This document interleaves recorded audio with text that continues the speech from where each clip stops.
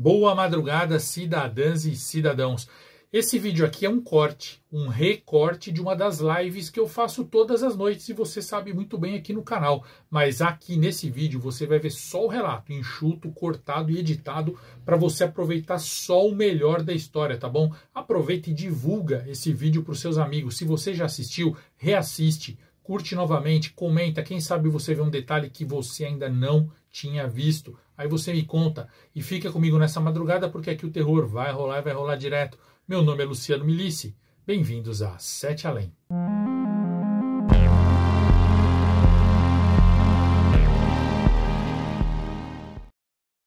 Meu nome é Carlos, um homem aposentado que trabalhou na funerária da pequena cidade onde eu morava a vida inteira. Eu era responsável por embalsamar os corpos que eram trazidos para a funerária. Meu trabalho era cuidar para que cada corpo parecesse o mais natural possível, como se ainda estivesse vivo. Eu sempre tive fascinação pelo processo de morte e pelo que acontece com os corpos depois que morremos. Quando eu era mais jovem, eu costumava observar os animais mortos que eu encontrava na estrada e estudar a sua decomposição. Na funerária, eu finalmente encontrei um emprego que me permitiu explorar melhor essa fascinação. Eu me lembro vividamente do meu primeiro dia de trabalho na funerária. Eu estava nervoso e um pouco apreensivo, mas ao mesmo tempo eu estava muito curioso sobre o que iria me acontecer. O cheiro de formol no ar era forte e penetrante, e a luz ambiente era fraca, dando à sala uma aparência sombria. Eu aprendi muito durante meus anos na funerária. Eu aprendi a preparar os corpos para os velórios e funerais e também a lidar com as famílias em luto. Eu me lembro de uma vez que uma mãe inconsolável me agradeceu muito por ter cuidado tão bem do corpo do seu filho.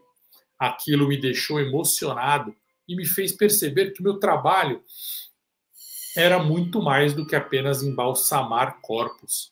No entanto, nem tudo era fácil. Havia corpos que estavam em péssimas condições. Alguns eram tão mutilados que era difícil reconhecer. E a pessoa que chegava para mim nem parecia uma pessoa. Eu me lembro de um caso em que um acidente de carro deixou um jovem casal em estado irreconhecível. Eu tive que usar todo o meu conhecimento e habilidade para fazer com que eles parecessem humanos novamente. Abre parênteses aqui, o Luciano vai falar uma coisa. Os relatos dessa semana foram bem sobrenaturais. Esse aqui não é tão sobrenatural. Tem sobrenatural, mas ele é mais nojento. Então se prepara, vocês já estão vendo o grau que está rolando desse relato. Vamos continuar então, fecha parênteses. Trabalhar na funerária mudou a minha perspectiva sobre morte e vida. Eu passei a valorizar ainda mais as pessoas ao meu redor e a perceber a fragilidade da vida. Mas agora, aposentado, depois de tanto tempo, eu passo os meus dias refletindo sobre todas as pessoas que eu já embalsamei e agradeço por ter feito um bom trabalho para honrar a memória delas. Trabalhar em uma funerária como embalsamador era uma tarefa que exigia muito de mim. Eu estava constantemente cercado pela morte e meu trabalho era preparar os mortos para o enterro. Eu me lembro de ter lidado com todo tipo de cadáver imaginável, desde os mais jovens até velhos e doentes. Eu tive que lidar com corpos que sofreram acidentes, vítimas de atropelamento, acidentes de carro, quedas de grandes alturas. Às vezes, os corpos chegavam em estado terrível, como eu já contei, e a minha habilidade e experiência fazia com que eu restaurasse a aparência do corpo de maneira satisfatória. Bom, eu também tive que lidar com corpos que haviam sido, vamos dizer assim, mantidos por um longo período antes de serem encontrados. A decomposição havia começado a tomar conta do corpo, tornando tudo irreconhecível. Mesmo assim, Nessas situações, eu precisava usar as minhas técnicas especiais de embalsamento para tentar preservar a aparência do corpo. Além disso, eu também já havia trabalhado em corpos já submetidos a autópsias antes, deixando grandes incisões nos corpos. Então, eu tinha que fazer um trabalho para que tudo ficasse bem apresentável. Para vocês que não são dessa área, trabalhar com isso pode parecer extremamente nojento. Sim, eu já lidei com fluidos corporais, sangue, bile e outros líquidos. O odor, em alguns corpos, também é uma constante, o que muitas vezes me obriga a usar máscaras protetoras, obrigava, né, porque ele está aposentado, e equipamentos de proteção para minimizar o risco. Mas apesar de tudo que eu encontrei na minha vida nessas situações, eu sempre me orgulhei do meu trabalho. Eu sabia que eu estava ajudando as famílias a se despedir dos seus entes queridos de uma maneira que lhes permitisse paz. Então era um trabalho nobre. Bom, dito isso, eu vou começar a contar para vocês o que ocorreu comigo de assustador e mudou a minha vida nos anos 90. Bom, no comecinho dos anos 90, eu comecei a notar que um colega de trabalho chamado Peterson estava envolvido com algumas pessoas estranhas que apareciam na funerária onde a gente trabalhava. Essas pessoas apareciam às vezes. Eram pessoas extremamente ricas e sinistras, da mais alta sociedade. Eu sempre as observava de longe, tentando entender o que elas estavam fazendo ali. Elas me ignoravam por completo, não estavam nem aí para minha presença e falavam apenas com o Peterson, apenas com o meu colega. Eu comecei a desconfiar, logicamente, que havia algo de errado entre eles, um acordo escuso ou algo do tipo, sabe? Essas pessoas eram realmente muito ricas e eu tentava me manter afastado delas, pois algo nelas me deixava muito desconfortável. E à medida em que o tempo passava, eu comecei a ficar cada vez mais curioso sobre o que estava acontecendo ali entre essas pessoas ricas e o meu amigo Peterson.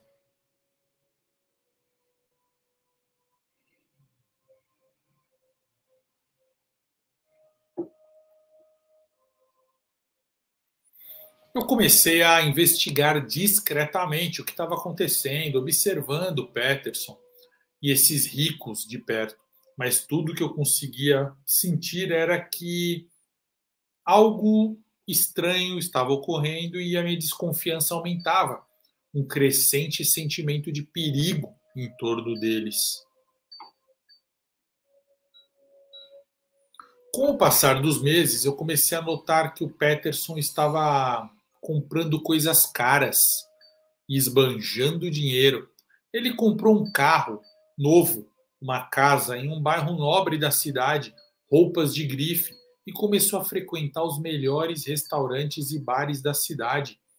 Ele até começou a sair com as mulheres mais jovens e bonitas do que bem mais jovens e bonitas que ele e começou a namorar com elas, o que era muito estranho para o padrão dele. Eu não conseguia entender como ele estava conseguindo todo esse dinheiro, já que o salário de um embalsamador de funerária no início dos anos 90 não era nada extraordinário. Mas depois de ter presenciado as conversas suspeitas entre ele e o homem rico que vinha sempre, eu comecei a desconfiar que algo errado estava acontecendo.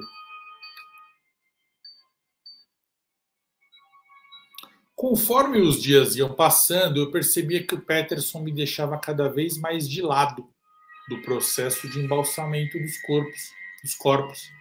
Ele pedia apenas que eu fizesse a parte inicial, que é até uma parte mais fácil, e que eu deixasse o trabalho mediano e final para ele sozinho cuidar.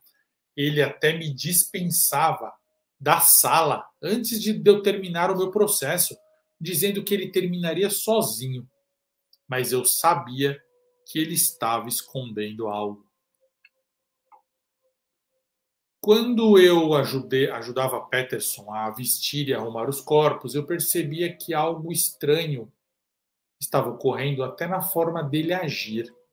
Ele sempre usava luvas estranhas, não eram as luvas que nós utilizávamos normalmente, eram umas luvas particulares que ele trazia. E ele fazia tudo com muita precisão e cuidado, como se ele estivesse realizando um ritual secreto. Ele às vezes mexia o lábio e eu não sei o que ele estava dizendo, era estranho. Eu perguntava: "Que foi? Falou comigo?" Ele fazia sinal que não e continuava balbuciando algo muito estranho. Bom, eu tentava não pensar muito sobre isso, mas a curiosidade e a desconfiança já tinham tomado conta de mim. Com o passar do tempo, o homem rico, aquele homem da outra cidade, que esse rico era de outra cidade, da cidade vizinha minha, ele parou de ir na funerária, mas ele mandava o segurança dele, era um segurança meio motorista, aparecia por lá no carrão, entrava para falar com o Peterson, eles conversavam isoladamente numa sala e depois esse cara ia embora. Isso aconteceu várias vezes. Um dia especificamente, eu estava com o Peterson trabalhando e esse segurança bateu ali na porta. O Peterson falou: "Você dá licença para a gente, Carlão?" Eu falei: "Claro, vou sair daqui, né? Eu tenho outra coisa para fazer." O que eu fui fazer? Fui ocupar meu tempo. Então eu peguei um balde, um pano de chão, um rodo e fui passar pano na recepção, porque eu cuidava de tudo ali, né? E não é que o motorista segurança, quando ele estava indo embora, ele acabou escorregando no chão molhado e caindo. E quando ele caiu, ele deixou cair um saco plástico que estava escondido no seu paletó. Ele se ergueu desesperadamente, todo sujo de sabão, de água, pegou rapidamente aquele saco e colocou de novo dentro do paletó. Mas eu notei algo estranho naquele saco. Então, eu esperei pacientemente até que o Peterson fosse embora naquele dia. O Peterson foi embora no fim do expediente e eu decidi agir. Eu abri um dos cadáveres que o Peterson tinha finalizado o trabalho. Quando eu abri esse cadáver, eu notei a falta de um órgão em especial. Uma conexão ali de um órgão. Nada, não era um órgão inteiro. Eu não conseguia acreditar que o Peterson poderia ter feito algo assim, extraído um pedaço das vísceras do cadáver ou da parte interna dele. Eu não sabia o que significava aquilo, mas eu senti que era um sinal de que algo sinistro poderia ter ocorrido. E eu tive mais certeza quando eu notei, dentro do cadáver, no meio de alguns órgãos, que tinha umas folhas grandes, folha de árvore mesmo, ressecada, com palavras escritas nessas folhas, várias delas, enfiadas dentro do cadáver. Eu não conseguia entender o que estava acontecendo. Eu sabia que aquele tipo de pessoa rica tinha acesso a tudo, mas eu nunca imaginei que eles estariam envolvidos em algo tão bizarro e sinistro quanto a encomenda de órgãos de pessoas que haviam falecido, e órgãos que já não serviam para nada.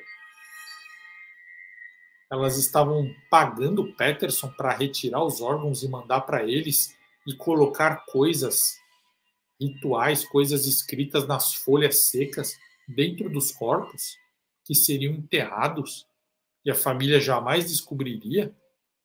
É muito estranho. Eu me lembrei das histórias que eu já tinha ouvido sobre o comércio ilegal de órgãos e comecei a suspeitar que essas pessoas ricas poderiam estar loucas nesse tipo de coisa.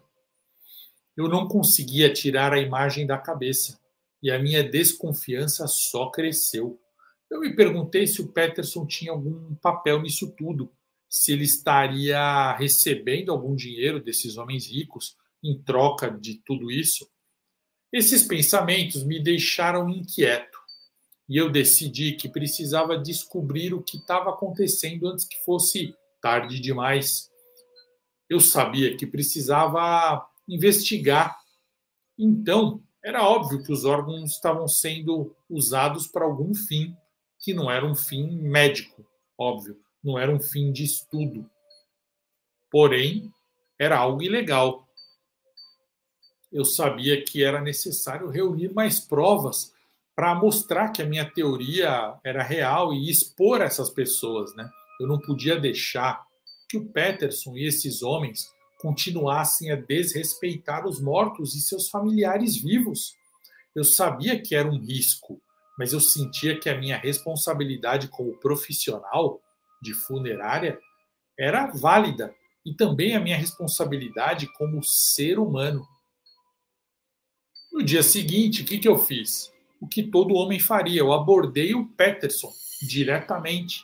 Eu confrontei sobre a falta do órgão no cadáver que eu havia aberto. No começo, ele desconversou. Depois eu pressionei tanto que ele ficou visivelmente nervoso e acabou confessando. Peterson me disse que tinha retirado órgãos de muitos cadáveres que chegavam e que isso era feito sob encomenda, sob ordens daquela sociedade de pessoas ricas, aquela sociedade beneficente que ficava em outra cidade. Essa sociedade listava para ele, mandava uma lista, em papel mesmo, dos órgãos que eles precisavam e de que tipos de corpos tinham que ser. Idade, idade variada. Sexo, sexo variado. Raça, raça variada. Não existia uma regra, mas eles definiam bem. Coração, falava a idade, falava o sexo e falava a raça. E sempre iam trocando. Assustador. E tinha um procedimento correto para ser seguido na hora de retirar o órgão. Não era só ir lá, abrir, tirar, pôr numa caixa e mandar. Não. Quando o Peterson fazia isso, ele tinha que falar as palavras certas e tinha que rechear os corpos com umas folhas de erva que a sociedade, os ricos lá da outra cidade, davam para ele. Ninguém ia notar, os mortos não iam reclamar e a grana que ele estava recebendo era alta. Peterson me contou que ele retirava uma quantidade muito grande, uma variedade também muito grande de órgãos. Era muita coisa, incluindo coração, fígado, rim, cérebro, glândula e até mesmo globos oculares e dedos do pé. Peterson me disse que estava sendo recompensado muito bem financeiramente e que tinha medo de ser exposto ou de sofrer retaliações caso deixasse de cumprir as ordens que aquela sociedade secreta da outra cidade dava a ele.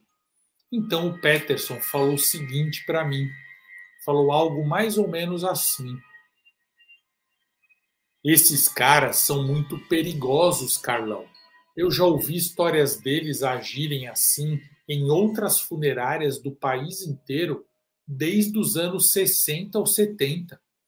É lenda para quem trabalha em funerária. Pergunta para qualquer pessoa. Todo mundo já ouviu falar deles. Bom, para tentar convencer a não expor, a tentar me convencer a não expor tudo para a mídia, para a polícia ou para o dono da funerária, o Peterson me ofereceu uma quantia generosa de dinheiro. Afinal, ele estava ganhando bastante dinheiro, né? Com esse esquema. Mas eu não podia aceitar aquilo. Eu sabia que era minha responsabilidade como profissional da funerária e como ser humano revelar a verdade sobre o que estava acontecendo ali. Eu perguntei a Peterson qual era o objetivo daquela sociedade de pessoas tão ricas de quererem os órgãos das pessoas que eles estavam retirando, que eram pessoas mortas, não dava para reutilizar. E eu me lembro de ter perguntado para Peterson se eles se eles estavam usando os órgãos para comer, que seria nojento demais. Peterson riu e disse que não era nada disso. Ele disse que havia uma conexão com as folhas secas, com as palavras em idioma misterioso que ele colocava dentro dos corpos, e que a sociedade rica usava aqueles órgãos para algo relacionado à religião deles, mas que era tudo inofensivo. Eu não sabia o que pensar sobre tudo isso. Era algo tão bizarro e tão assustador que eu mal podia imaginar. Eu sei que nem aquele segurança, aquele motorista que escorregou, passou mais a ir lá. Ele não foi mais lá. Parece que ele foi demitido pelo aquele grupo de pessoas ricas por ele ter escorregado e deixado cair o pacote lá na recepção, a encomenda. Então, os ricos começaram a pedir para o Peterson levar pessoalmente o pacote depois do expediente. Então, o Peterson terminava de fazer tudo ali, guardava, e no final do dia ele levava para outra cidade que era pertinho da minha cidade. E eu não falava mais com o Peterson, a gente tinha rompido a nossa amizade, era oi, tchau. Eu estava com raiva, mas eu não ia entregar ele à polícia, nem para o dono da funerária, nem para ninguém. Eu só queria sair do meu emprego, estava de saco cheio daquilo. Algumas semanas depois, eu encontrei Peterson no estacionamento da funerária, na garagem, na verdade. Ele estava tremendo e parecia muito assustado. Quando eu perguntei o que tinha acontecido, ele começou a chorar. Ele disse que ele foi lá levar o órgão e ficou. Ele viu algo que o deixou profundamente perturbado. Ele não queria dizer exatamente o que era para mim, mas ele falou que não tinha nada a ver com comer os órgãos, nada disso, ou tráfico de órgãos, nada disso. Era algo muito mais sombrio e maligno, algo que ele nem chegava a imaginar, mas ele me falou algo mais ou menos assim, que eu me lembre. Era tudo por minha causa, Carlão. Era para mim. Tem até foto minha lá, Carlão. Lá os caras são doidos. Eles fazem umas coisas bem ruins mesmo, coisas do diabo. Eu tentei confortá-lo, pedir para ele me contar mais, pedir para ele ficar calmo, tentei reatar nossa amizade ali, né? Mas ele parecia tão assustado que ele não conseguia falar mais nada. Ele tinha visto alguma coisa lá relacionado a ele próprio, relacionado a uma foto dele no ritual, que ele não conseguia mais se expressar. Ele estava apavorado. Eu sabia que eu tinha que tomar alguma providência, mas eu não sabia o quê. Porque essas pessoas ricas estavam fazendo claramente algo ilegal e imoral.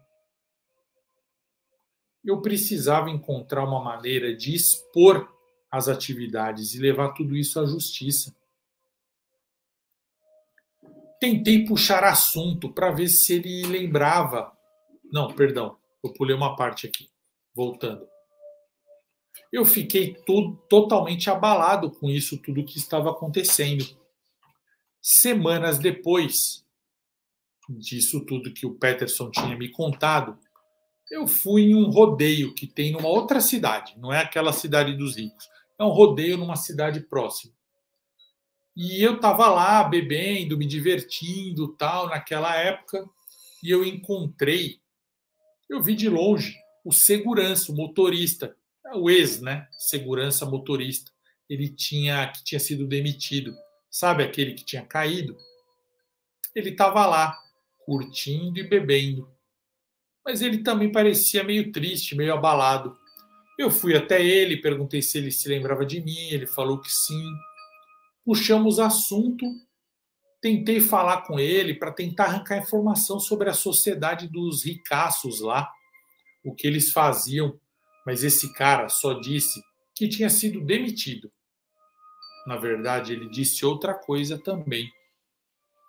Ele disse que logo ele morreria, porque aqueles caras não permitem falhas e nem erros. E que, na opinião deles, quando ele caiu, escorregou e deixou cair o órgão, ele falhou. E que logo ele morreria. E sabe o que ele falou para mim? Eu nunca vou esquecer. Ele falou que eu não fazia ideia do que eles praticavam. Que se o Fantástico, programa da TV Globo, ou o Gugu soubessem disso, iam fazer uma matéria de 1 ano, porque o negócio era muito, muito assustador. Deixei o cara lá para curtir a festa, deixei ele ali, separei dele, ele ficou lá curtindo a festa do rodeio, eu fiquei curtindo com meus amigos, aí eu fui embora. Mais tarde, eu soube que teve uma briga no rodeio, uma confusão entre bêbados e aquele motorista segurança morreu, assim como ele mesmo tinha previsto que ele morreria. A polícia chegou rapidamente e a morte desse segurança foi acidental. Pior que foi acidental mesmo. A própria pessoa que causou a morte do segurança disse que não tinha a mínima intenção de atingi-lo em nada. Ele nem sabe como foi que aconteceu a morte do cara. Foi muito acidental. Foi como se uma força do destino tivesse feito o cara morrer. Dias depois, eu comecei a notar lá no meu trabalho que a saúde do meu colega, o Peterson, estava piorando gradualmente. No começo, apareceram foi perda de peso, apareceram sintomas de perda de peso, ele emagreceu muito, uma aparência cansada, mas com o tempo o cabelo dele foi caindo e as coisas foram ficando mais graves. O Peterson começou a ter feridas estranhas no corpo, caroços e protuberâncias nojentas que soltavam pus. Pareciam infecciosas. A pele dele começou a escamar e a aparência dele foi ficando monstruosa e assustadora. Um menino que trabalhava como office boy na funerária chamava o Peterson pelas costas de A Mosca, por causa daquele filme do David Cronenberg. A voz do Peterson também foi ficando grossa e desagradável, quase irreconhecível, raspada. Ele perdeu a visão e a língua dele inchou, ficou grossa e roxa. Foi quando ele foi afastado do trabalho, obviamente, porque ele não conseguia mais desempenhar as funções de maneira adequada. Eu não conseguia deixar de pensar que tudo isso tinha alguma relação com o que ele estava fazendo com aqueles ricos, aquele leve trás dos órgãos. Eu me perguntava o que poderia ter acontecido com ele, se era algum tipo de contaminação e se eu também estava correndo aquele risco. Um dia, quando eu cheguei bem cedo na funerária, adivinha? Eu fiquei surpreso ao encontrar o rico lá dentro, o cara rico, na recepção. Claro, a funerária já estava aberta na hora que eu cheguei e ele estava me esperando na recepção. Ele parecia seguro e tranquilo, estava lá sentado, todo charmosão. Ele me chamou pelo nome, como se ele me conhecesse. Na verdade, ele mostrou, durante uma breve conversa, que ele sabia muito sobre a minha vida. Então, ele pediu para conversar comigo em algum lugar reservado. Eu pedi para irmos até a capela da funerária, porque era um lugar que estava vazio, mas ele disse algo que eu nunca mais esqueci. Ele disse assim: na capela não. Não quero entrar na capela não. Então conversamos na sala de embalsamamento mesmo, onde eu trabalho. Ele me fez uma proposta irrecusável, mas eu disse que eu não me envolveria. Vocês sabem que isso é óbvio, né? O ricaço parecia determinadíssimo a conseguir o que ele queria. Ele começou a falar de um modo mais insinuante, quase sussurrando no meu ouvido. Ele disse que não era para eu levar órgãos de mortos, vários órgãos de vários mortos para ele, nada disso. Ele tinha apenas uma tarefa para mim. Era para eu levar um único órgão de um único morto, em especial, que chegaria naquela manhã mesmo. Ele me garantiu que eu poderia pedir o que eu quisesse para eles depois disso. Dinheiro, o que eu quisesse ele me daria. Eu fiquei em silêncio, sem saber o que dizer. Eu não queria me envolver em nada disso, mas a proposta era tentadora. Imagina ter o dinheiro que você quisesse. Por fim, aquele homem rico me deu um papel dobrado com o nome do órgão que era para eu extrair desse morto e foi embora. Eu guardei o papel sem ler e fiquei pensando no que eu queria fazer. Eu deveria extrair mesmo aquele órgão ou não? Eu trabalhei um pouco naquela manhã. No fim da manhã chegou a funerária, o tal corpo. Era o corpo do Peterson. Infelizmente, o meu ex-colega havia morrido. O Peterson, gente, deixa eu até beber uma água aqui porque tá pesado.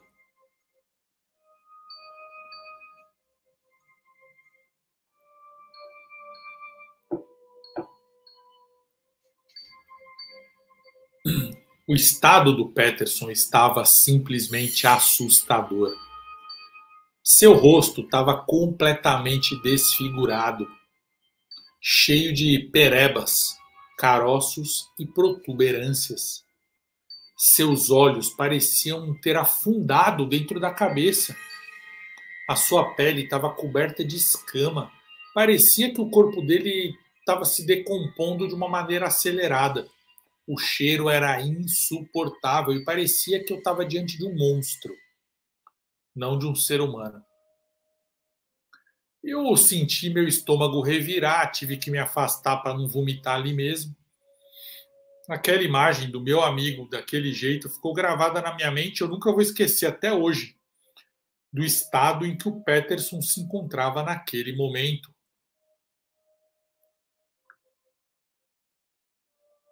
Eu comecei a trabalhar no corpo do Peterson, fazer as minhas coisas de embalsamador. Foi uma das coisas mais nojentas que eu já fiz na vida. Ainda assim, eu tive que fazer o procedimento do embalsamamento para preservar o corpo o máximo possível.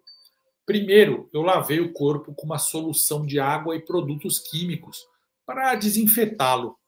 Depois, eu fiz um pequeno corte na artéria carótida e introduzi uma agulha para drenar o sangue do corpo. Foi um processo lento e trabalhoso, porque eu nunca vi um sangue daquele jeito.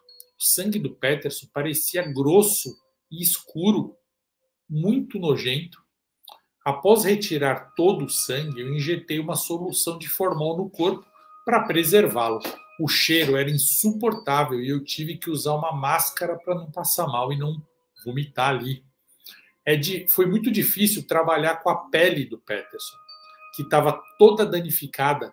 Eu não conseguia encontrar como trabalhar naquelas feridas que estavam abertas e não fechavam de jeito nenhum. Eu tive que usar mais de um produto químico para preservar a pele e torná-la mais maleável.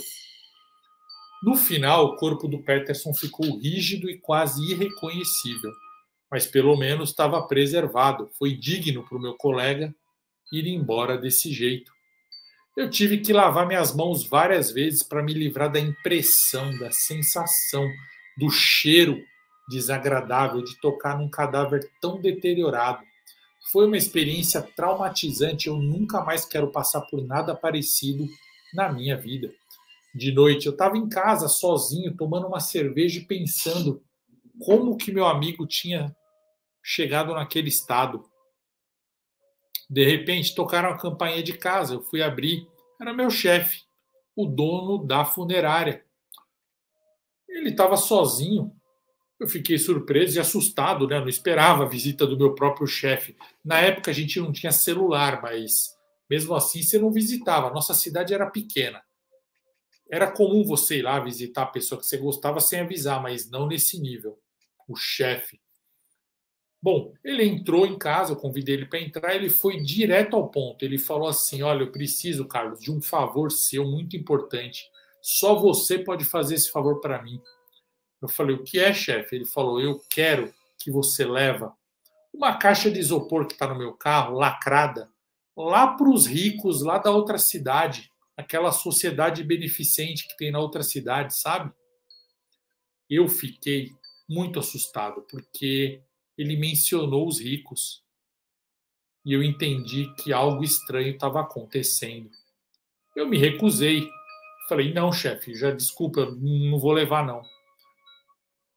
Meu chefe olhou no meu olho e falou, não é um pedido, é uma ordem.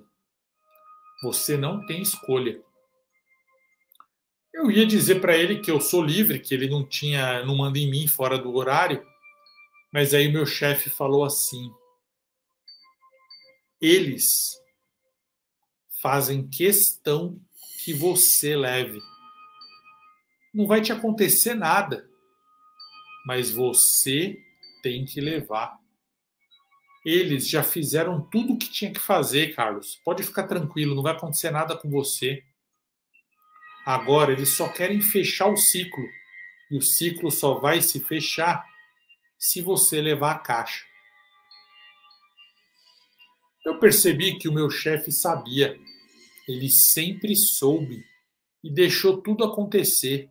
Ele sempre soube da atitude, das ações do Peterson. Ele estava mancomunado com os ricos lá da outra cidade. Provavelmente ele ganhava muita grana. Ele estava de conluio, assim como muitos outros empresários daquela região estão envolvidos. E mais tarde descobri que a mídia também está envolvida e o exército. Eu peguei a caixa de isopor e fui em direção ao carro. A caixa parecia pesada, eu senti um cheiro estranho vindo dela. Fiquei imaginando o que poderia estar lá dentro, mas eu não tive coragem de abrir para ver. Eu dirigi até outra cidade, me sentindo nervoso e desconfortável com aquela situação.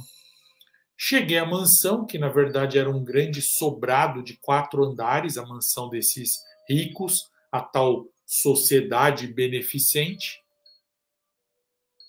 E eu fui recebido como se já estavam esperando por mim. Na verdade, estavam mesmo, né, gente? Eu entrei, fui deixando a caixa na porta, eles me mandaram esperar. Havia 7 pessoas lá, todas bem velhas e muito bem vestidas. Era um salão enorme, com muito mármore, muito metal, muita seda, tapetes. Parecia um mini palácio. O rico que eu conhecia, aquele que já tinha ido na funerária, apareceu lá e me mandou sentar. Eu sentei e ele falou algo mais ou menos assim, pelo que eu me lembre. Fica tranquilo, Carlos, não vai mais acontecer. Essa aqui é a última encomenda. Na verdade, essa aqui é a primeira e última encomenda. Eu perguntei, como assim a primeira? Já tiveram várias encomendas para cá. Ele pegou a caixa, fez um sinal para o empregado trouxe uma faca de prata linda. Ele cortou o lacre da caixa e abriu. E falou assim, sim, Carlos, essa aqui é a única encomenda importante. As outras encomendas que a gente recebeu eram só a preparação para essa aqui. Então ele abriu a caixa. E acredite se você quiser, Luciano, porque eu estou te contando esse relato de coração aberto. Na caixa tinha apenas a cabeça do Peterson. Estava horrível, com os olhos arregalados e a boca aberta com a língua de fora. E aquele homem falou assim: